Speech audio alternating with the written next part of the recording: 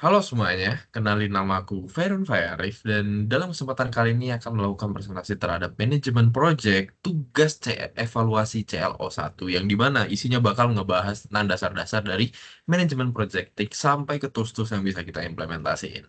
Langsung saja yang pertama ada definisi ya, manajemen projecting itu sebenarnya apa sih? Kalau di sini mengatur dan memanfaatkan segala sumber daya untuk menghasilkan produk teknologi dalam batas periode tertentu.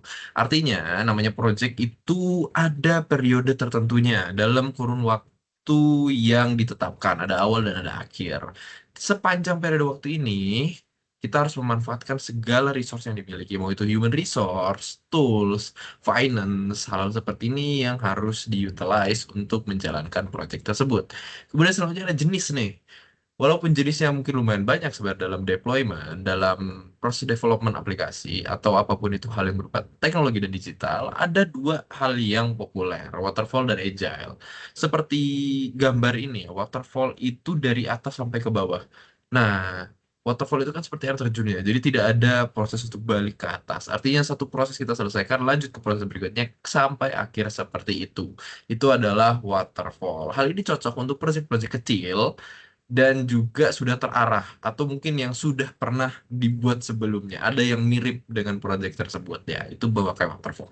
Selanjutnya ada agile. Kenapa ngambil agile? Karena agile ini sangat-sangat populer sampai setiap tim dan perusahaan itu udah punya cara netapin agile-nya masing-masing.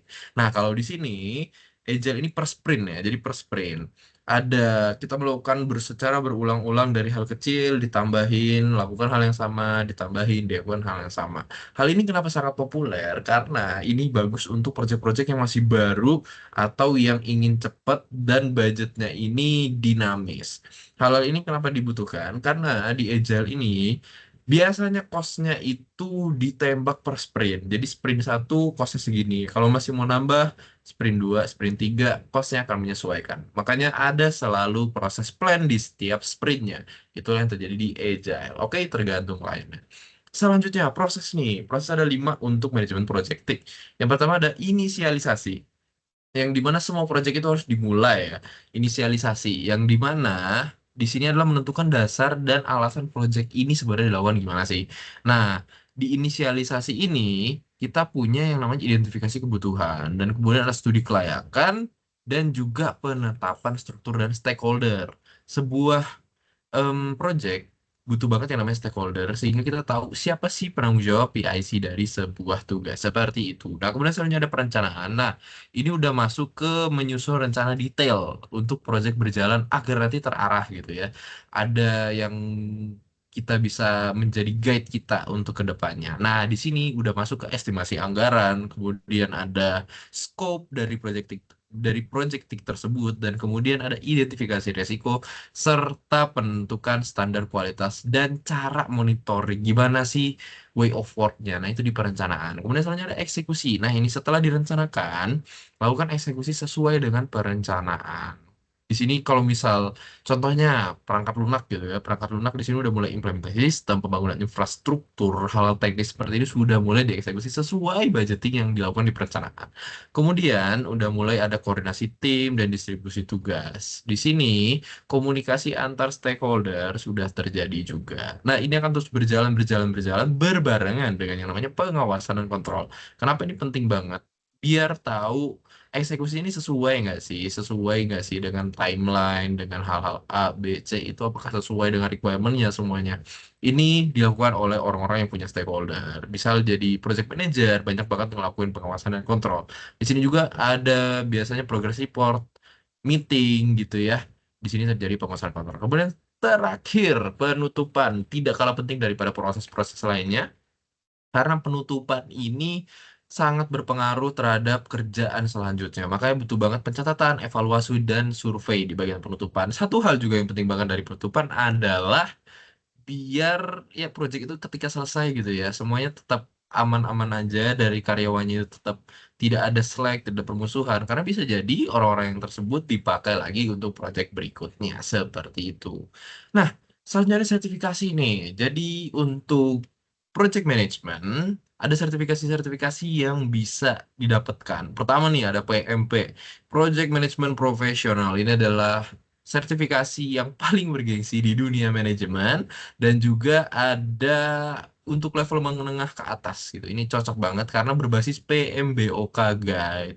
PMBOK Guide itu adalah guide-guide dalam manajemen. Seperti itu ya. Jadi udah ada standar gitu, kayak ibaratnya SNE lah. Nah, seperti itu. Kemudian di sini ada CAPM, Certified Associate in Project Management. Nah, di sini level dasar atau pemula dari manajemen. Bisa menjadi langkah awal untuk PMP nanti. Kemudian di sini ada Prince 2, Project in Control Environment, yang dimana di sini sangat populer di Eropa ya. Dan juga ada dua level, ada dasar dan ada lanjutannya untuk Prince 2 ini. Dan terakhir ada CSM, walaupun banyak banget sertifikasi lainnya, cuman di sini CSM ini lebih ke metodenya. Jadi expertise di metode Scrum, makanya Certified Scrum Master seperti itu. Nah, terakhir kita bakal ngebahas tentang tools. Nah, banyak banget sebenarnya tools dalam manajemen project tik gitu ya. Cuman ini juga ada beberapa yang udah saya implementasikan dan saya rasa inilah kerangka manajemen tools yang enak banget untuk flow tim. Apalagi ini banyak yang open source jadi bisa nge-cut cost. Pertama, yang untuk melakukan brainstorming ya, ada Figjam sama Miro. Ini penting banget untuk ngelakuin brainstorming karena terkadang brainstorming ini yang penting semuanya ngomong, semua ide kita lempar ke meja baru ditetapin secara kerangka. Gimana cara menyampaikan paling mudah? Gambar, stiker, ada tulisan-tulisan note gitu ya di Figjam dan Miro. Semuanya bisa kolaborasi, semua bisa naruh di papan yang sama. Selanjutnya, walaupun ini seringnya terjadi kalau brainstorming itu meeting kantor ya, cuman ini tools juga yang termasuk dalam project. Dan kemudian selanjutnya ada yang namanya Trello dan Jira. Trello sama Jira ini dua hal yang mirip. Untuk Jira dan untuk Jira, kekurangannya dibanding Trello adalah satu task itu tidak bisa diberikan penanggung jawab lebih dari satu. Nggak bisa assign member. Nah, kalau di Trello itu bisa. Tapi Jira ini lebih sering dipakai oleh perusahaan dan company-company yang base-nya tuh project. Kenapa? Karena Jira ini udah kayak standar di dunia ini untuk enterprise ya, yang dimana di sini bisa assign assign tugas, track progress juga bisa dilakukan di Jira, member dan PIC, bahkan meeting dan komunikasi bisa dilakukan di Jira. Seperti itu. Nanti Jira ini bisa dikoneksi juga ke Teams dan eh, tools-tools lainnya seperti itu. Nah, tools Teams di sini, kenapa Teams ini sangat kuat? Karena sangat enterprise ya, banyak banget yang bisa dilakuin dari manajemen timeline, meeting. Paling kuatnya sih di meeting ya. Kita bisa tetapin meeting dan juga chatnya. Bahkan bisa ngirim chat berdasarkan timer yang diinginkan. Broadcast itu penting banget dan bisa dilakuin di Teams. Selanjutnya ke hal teknis GitHub gitu ya. Kenapa GitHub? Karena manajemen project TIC ini, apalagi di informatika, itu banyak yang ke digital. Yang dimana GitHub ini bisa nyimpen code, bahkan untuk deployment, ngasih isu, tugas dari customer, dari produk departemen gitu bisa banget di GitHub. Dan selanjutnya ada Office, Microsoft Office ya. Ini dari tahun ke tahun best practice dalam dokumentasi gitu ya. Untuk Word, Excel ini bakal kepake banget. PowerPoint ketika presentasi bakal kepake banget.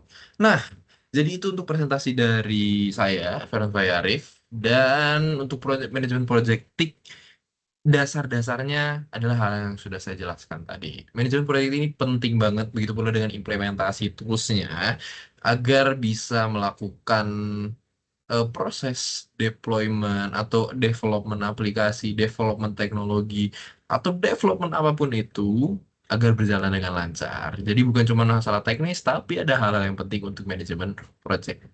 Sekian dari saya, terima kasih.